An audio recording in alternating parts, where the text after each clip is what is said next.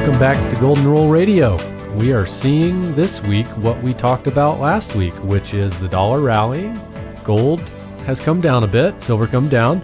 Today, Wednesday, we had the Fed keep interest rates flat, and gold popped up a bit and is right back down to where it started, about 1304.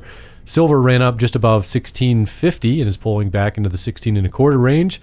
The dollar is rallying a bit, like what we talked about last week, but the dollar still has lower targets, and we will see that in a long-term decline. The euro-dollar pair is just below 1.2 and probably is a little bit overextended to the downside and probably ready for a reversal there. Wouldn't you guys say? I would. I was, that 1.2 figure was holding so strongly. So to see it dip through, I'm with you. I think that the dollar's going to have its turn here. But I actually didn't expect it to drop below that 1.2. Yeah, and I'll be honest, I got a little nervous there a couple weeks ago when I didn't know we'd get up to our 92 level on the dollar. We always like to see rebounds before we take the next step down. So excited to see it up above 92. I know Robert and I were talking earlier. We might see 94, 95 on the dollar before it corrects back down and probably breaks below that 50% line. Or starts to make some advancements towards it. So I would continue to keep an eye on the dollar since everything else fringes on it. We had our Fed announcement today. Always fascinating to see how markets respond to nothing, as today's announcement was practically nothing. Before we move on to a different subject, I want to say that the last few months we were kind of talking about the dollar being flat and trying to figure out the next direction. And even though we've seen the dollar moving from 88, 89 up into this 92 range, I'm not convinced this is the next long-term direction. I think this may be just the bounce before the dollar resumes its downward slide, but we're going to still want to see a little bit more data here, which way the dollar wants to go from this 92 level. But again, on a bigger picture, I'm not convinced this is the next direction for the dollar. I think the next direction is going to be still down. It has to be, Robert. I mean, the U.S. Treasury is now, increasing its debt being sold by $73 billion. That's budget deficit borrowing, right? They have to fund that somehow to the tune of $73 billion. So don't tell me that that bodes well for dollar strength. We talked last week about the euro weakness, okay, and that has continued. They have concerns about inflation. We're seeing gas prices up 6% in the last 3 months alone. So the whole world, the central banks know that inflation is much more of a concern. That's why we said, again, you don't hear much talk about a rate hike.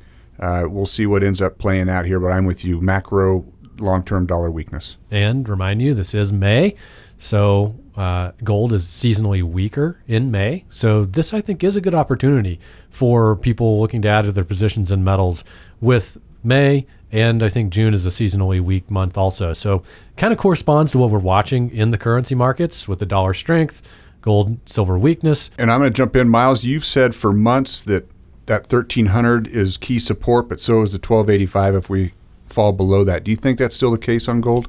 Yes, I definitely think that. I mean, we're testing that 1302 level. I'd love to step out on a limb here and actually just say, I bet it holds. We could see gold stay above 1300. You look at the track record, the bounces in gold, the bounces in silver, the bounces in platinum. We hold these levels pretty firm, both on the bottom and the top end of that, until we make a legitimate step and a legitimate trend movement into the next section of the chart. US dollar hasn't moved below 88.89, hasn't moved above 94.95, so we're still in these trading ranges. So yeah, I'll go out on a limb here. I could be wrong by next week, but I bet we do not see sub 1300 gold by this time next week. But if we were to see gold below 1300 and silver moving lower and platinum moving lower, we then would look at these December lows. With platinum, I think it was about 880. With silver, it's about 1570, I believe. And then gold actually has a lot more room to move back down to the December lows. I don't think it will, because there's a nice trend line along the bottom, the lows for the last few years. So you could see it lower, but we'll see, I guess, Miles. Yeah, and so what if you do, right? I mean, it's, again, to your point, it's a great entry opportunity. If the 1300 doesn't hold, I'll tell you another macro support line, aside from your technical charts, Miles, is the 65-week moving average. You're now sitting right at about 1288. And for those of you who follow those long-term trend lines, it's no coincidence, I don't think, that that's sitting right where your technical support is, Miles. And what that 65-week moving average is 5 quarters. Thank you, Rob Math. Yeah. Nailed it. And we're not talking about 5 real quarters like pre-1965 quarters that are worth 11 times their face value. You're talking economic we're talking quarters. time here. Gotcha. So, 15 months. But it is actually an upward trending line. And for many people, that is an indication of a bull market. Well, and getting back to your sell in May and go away comment, if you look and see what the Dow did over the last week, we're pushing back down to those low points. So we should be nearing that, 12, 13% off the high level for the third time now. And that compression's pretty aggressive. So I wouldn't be surprised over the next couple weeks here if we finally do see the Dow push down to new lows. Well, and let's not forget that, we are a market, we are a chart, and we are a price-sensitive show for the sake of what we do here at Golden Rule Radio.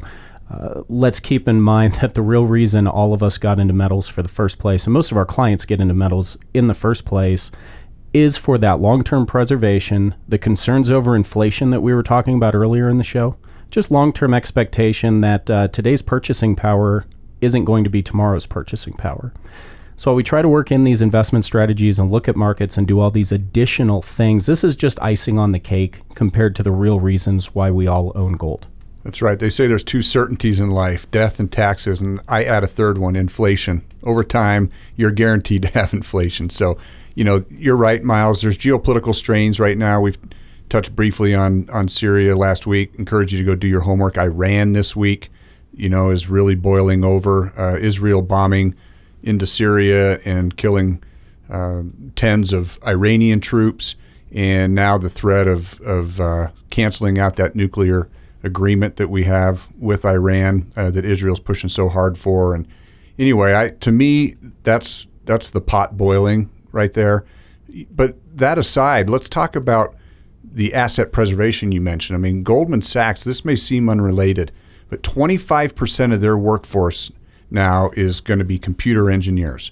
25% of 36,000 employees. Okay, so why do they need 9,000 computer engineers? That should tell you right there the direction that our currency is headed. Robo-investing, from an investing standpoint, it's all being turned over to computers. Digital currency is the big push, cryptos, and you can pretty much guarantee that we're headed towards cashless. And that is not a fear-mongering statement, that is a reality. So finally, the Labor Department is dropping numbers this Friday, so watch for that knee-jerk reaction that probably won't mean anything. That'll do it for this show. Thanks for listening. You can follow us on Twitter at ICA Gold or click the subscribe button below. Call us at 800-525-9556.